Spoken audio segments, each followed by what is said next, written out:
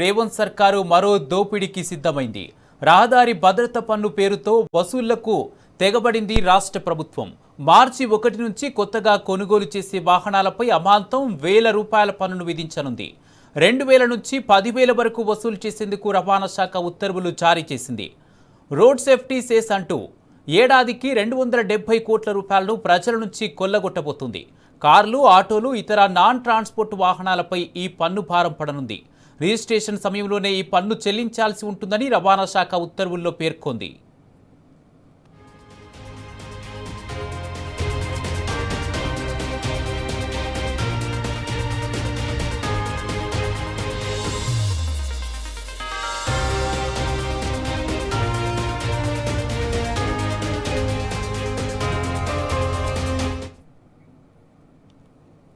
రేవంత్ సర్కారు మరో దోపిడీకి సిద్ధమైంది.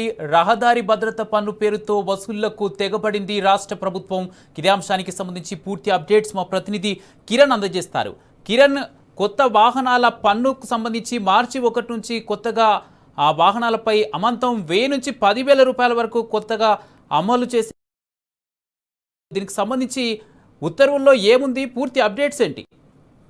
ఏదైతే వాహనదారులకు తెలంగాణ ప్రభుత్వం షాక్ ఇచ్చింది, పూర్తిగా వారి పైన సెస్సును వేసినటువంటి పరిస్థితి కనబడుతుంది. ఏదైతే రోడ్డు భద్రతకు సంబంధించినటువంటి పన్నుకు సంబంధించినటువంటి బిల్లు ఇటీవల కాలంలో అసెంబ్లీలో ఆమోదించిన నేపథ్యంలో ప్రస్తుతం ఆ ట్యాక్స్ ను కూడా అమలు చేయబోతున్నటువంటి పరిస్థితి మనకు కనిపిస్తుంది. వాహన భద్రతకు సంబంధించినటువంటి పన్నును అమలు చేయబోతోంది.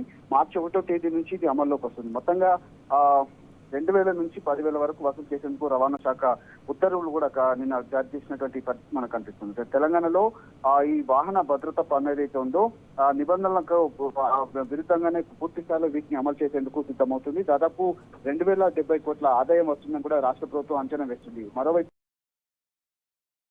ఆటోలు కావచ్చు, ఇతర నాన్ ట్రాన్స్పోర్ట్ వాహనాలపై 2,000 నుంచి 10,000 చెల్లించాలని రిజిస్ట్రేషన్ సమయంలోనే ఈ పన్ను చెల్లించాల్సి ఉంటుందని కూడా ఇటీవల ఉత్తర్వులు కూడా జారీ చేసింది. ఇటీవల అసెంబ్లీ సమావేశాల్లో కూడా ఈ బిల్లు అమలు చేసిన నేపథ్యంలో చట్ట సవరణ బిల్లును కూడా రాష్ట్ర ప్రభుత్వం ప్రవేశపెట్టి సభలో కూడా ఆమోదించింది. అయితే రాష్ట్రానికి రాబడి పూర్తిగా ఆర్థిక వ్యవస్థ అంతా కూడా కుంటుపడడంతో ఏ విధంగానైనా రాబడి పెంచుకునేందుకు, ఖజానా నింపుకునేందుకు ఆపసోపాలు రాష్ట్ర ప్రభుత్వం పడుతుంది.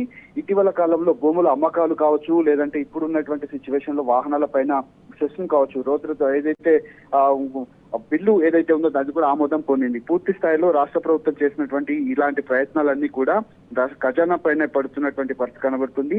వాహనదారుల నుంచి కావచ్చు, ఇటు తెలంగాణ ప్రజల నుంచి కూడా ముక్కు పిండి వసూలు చేసినటువంటి పరిస్థితి మనకు అందింది. ఇటీవల కాలంలో చలాన్ల పేరిట అకౌంట్ను కూడా ఏదైతే కొత్తగా వాహనం కొనేటువంటి సమయంలోనే అకౌంట్ను కూడా తీసుకోవాలి, ఏదైనా చలానా పడిన వెంటనే డెబిట్ అయ్యే విధంగా తీసుకోవాలంటూ కూడా కొన్ని సంచలన వ్యాఖ్యలు అయితే సీఎం రేవంత్ రెడ్డి చేసినటువంటి పరిస్థితి. అందులో భాగంగానే అది కొంత ఏ విధంగానైనా ఈ రోడ్డు భద్రత పన్ను ఏదైతే ఉంటుందో దాన్ని ఖచ్చితంగా అమలు చేసే విధంగా రాష్ట్ర ప్రభుత్వం దీన్ని ముందుకు తీసుకొచ్చినట్టుగా అర్థమవుతుంది. అందుకే కొత్తగా వాహనాలు కొనుగోలు చేసిన సమయంలోనే ఈ ట్యాక్స్ ను చెల్లించే విధంగా రాష్ట్ర ప్రభుత్వం ప్రయత్నాలు అయితే చేస్తుంది. మొత్తంగా ఖజానా నింపుకునేందుకు కింద మీద పడుతున్నటువంటి రాష్ట్ర ప్రభుత్వ తీరు కూడా దీనికి అద్దం పడుతుంది. అందుకే ఇలాంటి ప్రయత్నాలు అయితే రాష్ట్ర ప్రభుత్వం చేసినట్టుగా మనకైతే అర్థం చేసుకోవచ్చు. నాన్ ట్రాన్స్పోర్ట్ వాహనాలు కావచ్చు, ఆటోలు కావచ్చు, అంతేకాకుండా ట్రాన్స్పోర్ట్ కు సంబంధించినటువంటి భారీ వాహనాలు ఏవైతే ఉందో వాటిని 2,000 నుంచి 10,000 రూపాయలు కూడా వసూలు చేసేటువంటి అవకాశాలు అయితే మనకు స్పష్టంగా కనిపిస్తున్నాయి. ఈ అంశంలో రవాణా శాఖ అధికారులను కూడా మాట్లాడేటువంటి ప్రయత్నం చేస్తాం. దానిపైన వాళ్ళు